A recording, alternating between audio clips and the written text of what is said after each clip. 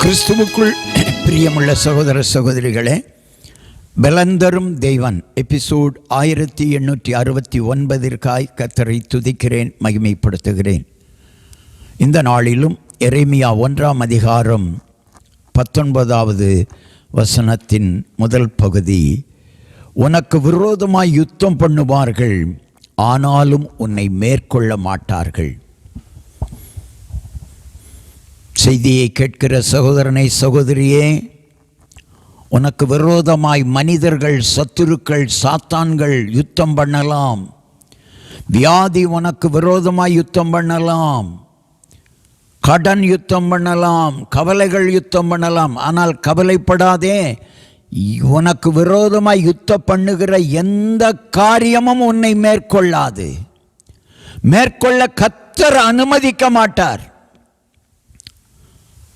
ஒருவேளை நஷ்டமோ கலக்கமோ பிரச்சனைகளோ உன் தொழிலையோ வியாபாரத்தையோ கலங்க பண்ணி இருக்கலாம். இன்றைக்கு தேவனுடைய வார்த்தை உனக்காகத்தான் வருகிறது. மகனே, மகளே, உனக்கு விரோதமாய் யுத்தம் வரலாம், ஆனால் அது உன்னை மேற்கொள்ளாது.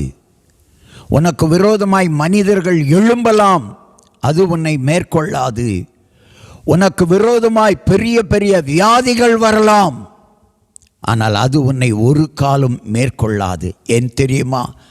உன்னை காக்கிறவர், உன்னை பாதுகாக்கிறவர் உன்னோடு கூட இருக்கிறார்.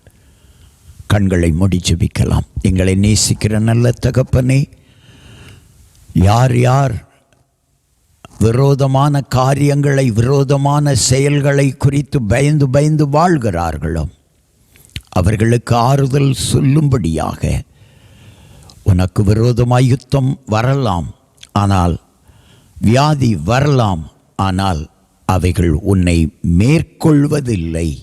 இந்த வார்த்தைக்காக நன்றி சொல்லி ஜெபிக்கிறேன். நீர் பாதுகாக்கிறவர், நீர் பராமரிக்கிறவர், நீர் ரட்சிக்கிறவர். இதை நம்புகிறோம், விசுவாசிக்கிறோம். இயேசு கிறிஸ்துவின் நாமத்தில் ஜெபிக்கிறேன் பிதாவே, ஆமென்.